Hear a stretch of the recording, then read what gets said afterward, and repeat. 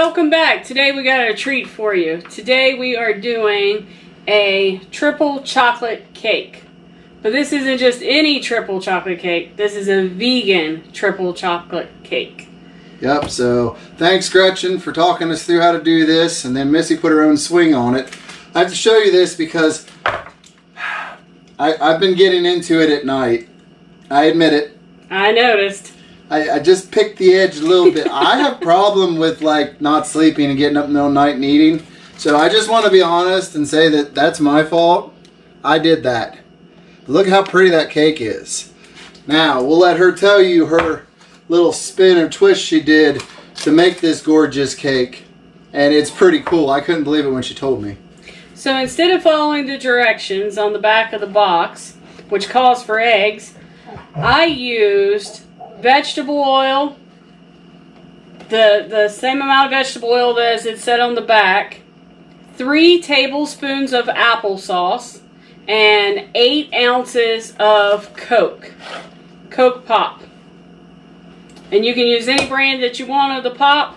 Just whenever you stir your cake, you stir it slow so that the bubbles stay in the cake. You don't want to lose the carbonation. That's the trick of it. But you can use any carbonation. You can use carbonated water, or you can use Sprite, or you can use whatever pop that you want. I just happened to have Coke here that day, so that's what I used since it was a dark cake, and it turned out great. And we told you we were bringing dehydrated cake to the masses, even vegans. I told you I was bringing it. My wife just stepped it up and said, I can handle this. And I gotta say, I've been putting some pretty good content out, but yeah, chocolate. I think I may be eating my words of who's the best because she's got chocolate. So. And our friend Gretchen said to get the Duncan Hines cake mixes. Yes, so thank you, Gretchen, because she puts up with all of our stupid questions. Yes. Because we're ignorant. Whenever we do vegan recipes, Gretchen is our resource. Yes, that girl is a wealth of information and a heck of a cook, and we could not do the things we do without her sometimes. Anything vegan, you can think Gretchen had a hand in it. So, to start off with, I cooked it on parchment paper. That way we could just lift it out really easy, and it would make it easier to be able to cut. So all we're going to do is you're just going to cut it in some strips, not real wide, about like that. And then we cut it even smaller. 1/2 inch, 3/4 of an inch, and then she just cuts it in chunks. And then we'll just lay it on the trays.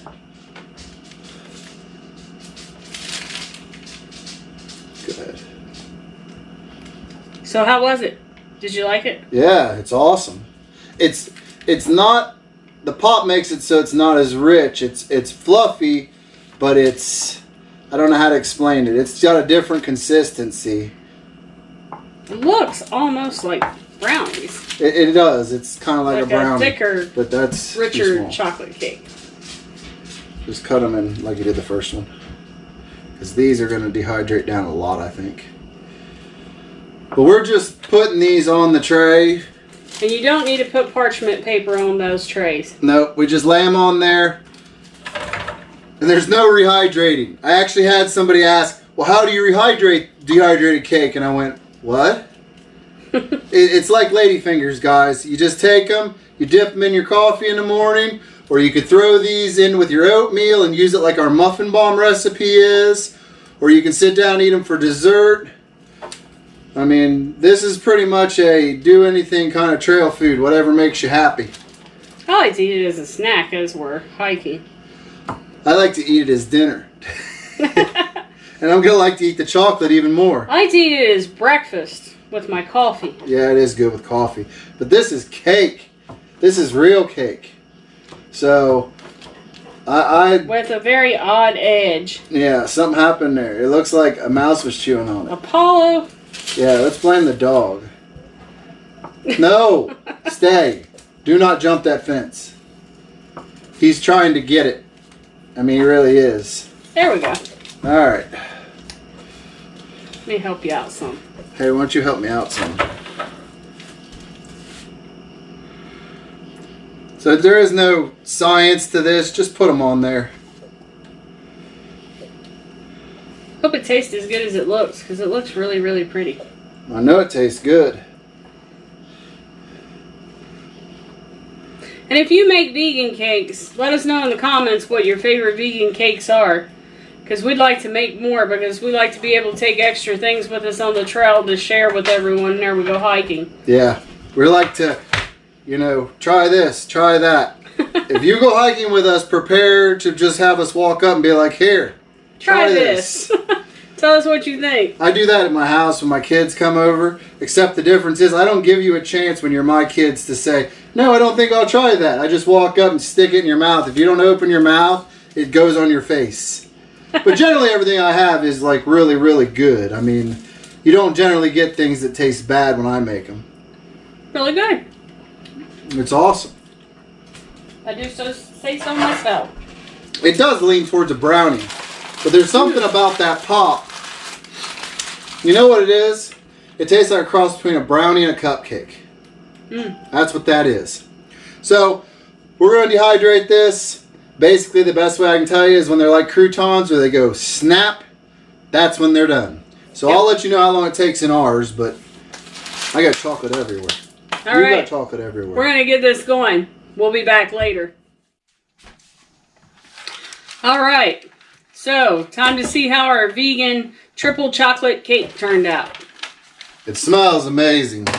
You're looking at about 7 hours on the dehydrating, only because it was so moist. It felt like it was done, but then I'd go to snap it and it wouldn't have that crack sound when it hit. So a good way to describe it, it should be like a crouton. Yes. But it doesn't matter how much you dehydrate this, you're not going to get it as hard as a crouton just because of how she made it. That is awesome. That is actually really amazing. I'm going to have to send some of these to Gretchen. The thing about these is that aftertaste. You get that chocolate hit on your tongue just when you're just, you know, done with it and you're swallowing. You get that hit on your tongue of like deep chocolate. It's almost like a semi-sweet chocolate. Kind of reminds me of that, what's that called? Dolce. That weird, real deep chocolate. Like they make in coffee drinks and stuff. But this would be absolutely amazing in our muffin bomb recipe. Where you mix it with oatmeal. Or you just want to power up some calories. Take your cup of coffee and either have these for dessert or breakfast. Oh boy. That gets your day kicked off right. You know what you could also do is you could also put some nuts in there. And you get extra protein. Yep. This would be really good with some walnuts or some peanuts or some cashews. Some cashews in there would be pretty sweet. But, just so you guys understand,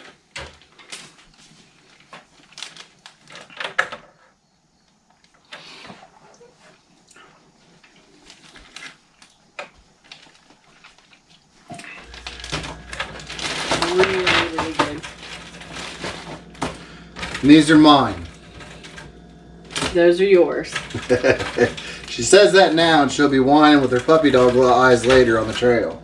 He'll be feeding them to me.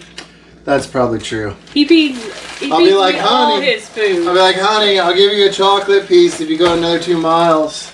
But this was a fun one. Thank you, Gretchen, for your help. Thank you so much, Gretchen. Love the recipe. Yeah, we're going to be looking at more vegan style stuff. We need to be able to hit everybody. I know we still have things like paleo and other stuff to look into too. We're going to get to them.